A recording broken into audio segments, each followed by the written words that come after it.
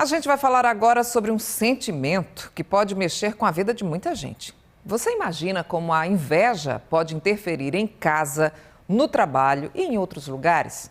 Nem sempre é fácil identificar esse sentimento, mas quando ele é descoberto, como lidar? Não saia de casa antes de ouvir as orientações do padre José Severino de Arruda, que gosta de ser chamado de Padre Arruda. Ele escreveu um livro sobre o assunto.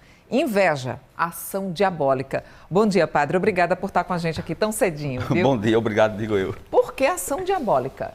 É porque a inveja, este sentimento que assiste, reside, mora em cada um de nós, é diabólico, porque, inclusive, nas passagens bíblicas, nós vamos ver aquelas pessoas invejosas cometer os piores crimes. A título de exemplo, os irmãos, no livro do Gênesis, capítulo 4, os irmãos Caim e Abel, depois do capítulo 37, venderam o irmão. Então, a partir da história da humanidade, este sentimento está sempre presente no homem. Inclusive, o grande psiquiatra Jacob chega a afirmar que a inveja faz parte da nossa filogenética.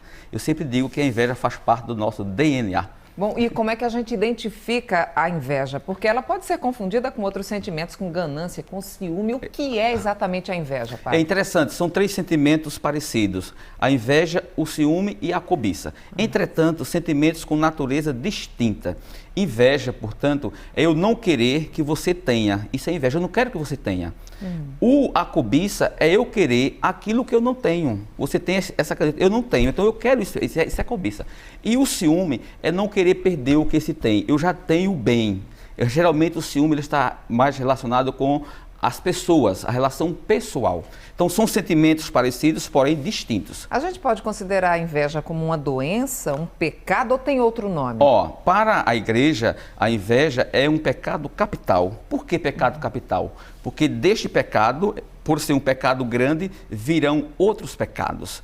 Para a psicologia, nós podemos dizer que é uma patologia, a tal ponto que a pessoa começa a gerar em si esse sentimento vai prejudicar a pessoa, o invejoso, e vai prejudicar a pessoa invejada. E quando o senhor fala que prejudica o invejoso, como é?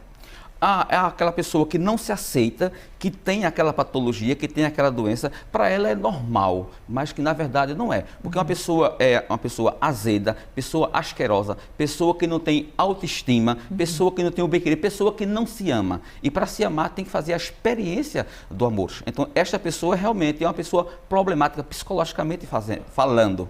Olha então aí. É necessária a ajuda de um bom psicoterapeuta. Olha aí, gente, é bom ficar ligado aí e observar os comportamentos. Agora, padre, quando a gente identifica isso já nas crianças, como é que a gente faz para tratar esse sentimento ou modificá-lo, para deixar a pessoa legal, saudável? É interessante falar em criança. Quem trabalhou isso na fase do aleitamento materno foi a grande psicóloga vienense Melanie Klein, quando ele fala da inveja da criança em relação ao seio e o peito da mãe, quando a mãe quer tirar, desmamar. Mesmo? Realmente acontece justamente isso. A criança ela não quer perder aquilo, ela quer ter aquilo para ela, por isso ela começa a chorar.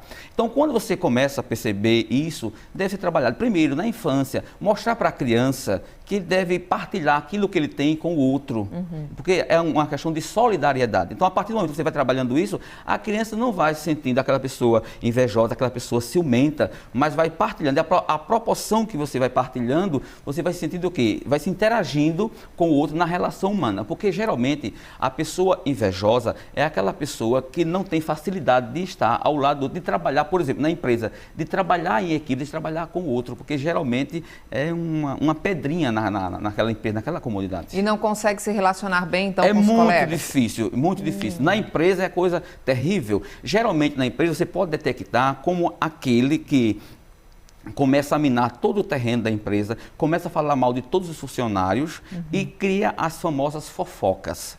E, a partir do momento que as fofocas saem, criadas pelo invejoso, do ambiente laboral, ultrapassa os muros da empresa, essa empresa está fadada a falir. Nossa. Porque o maior concorrente daquela empresa não é a outra empresa, é geralmente a fofoca nela. É a falta de um ambiente laboral onde todos se sintam valorizados, onde todos realmente trabalhem em equipe ali. Agora, naquele ambiente, se o líder, o presidente da empresa, entenda como líder, se ele não for hábil o suficiente para perceber isto, vai ser difícil para controlar. Depois que aquela situação toma um grande volume, ficará muito difícil. E como é que a gente faz para se proteger, se blindar de um invejoso? É interessante, há vários métodos. Um dos métodos é, se for possível, afastar-se do invejoso. Vai ser impossível, porque em todo ambiente há o invejoso. Se tiver que conviver com ele, vai ser claro, complicado. porque quem disser, quem inferir, quem afirmar que não tem inveja, ele está mentindo. Porque a inveja faz parte da nossa natureza. Todo mundo tem? Todos. Agora, o problema não é ter inveja, o problema é não saber lidar com este sentimento. Aí onde reside justamente o problema. Na empresa você pode detectar a pessoa.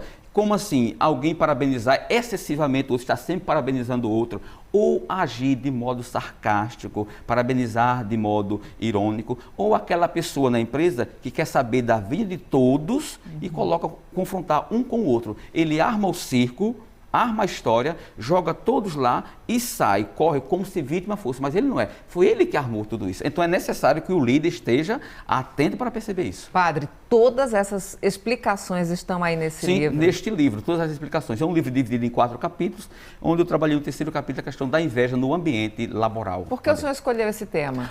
Eu escolhi esse tema interessante, inveja, ação diabólica, porque realmente Santo Agostinho dizia que a inveja é o pecado diabólico por excelência, porque dele virão outros pecados. E por ela virão atrocidades terríveis, ações terríveis. E, por incrível que pareça, eu comecei a trabalhar esse tema depois de uma convivência com um padre. A minha convivência com ele, percebendo, eu fazia tudo para o padre e nada para o padre prestava. Nossa Senhora, isso deve acontecer com muita gente. Claro, inclusive um capítulo voltado para a inveja clericalis, que é terrível, porque a inveja clericalis, a inveja clerical, é isso, padre? A inveja clerical, ela está acobertada com o manto da caridade. Aí é que é o perigo. Então eu trabalhava tanto, e aí ele começou a me tolher, a me cortar das funções, etc. Então a partir daí eu comecei a trabalhar e descobri que realmente era um verdadeiro patológico. Misericórdia, olha, tem tanta gente que... Mas não se admire, você que está nos assistindo, não se admire, o padre é um ser humano. Pois é, todos nós, né? Padre Arruda, muito obrigada pelas orientações e pela condução aí desse tema, viu? Obrigado, digo eu. Um bom dia para o senhor. E pode encontrar o livro na livraria SBS. Tá bom, a gente vai procurar. Obrigada, viu?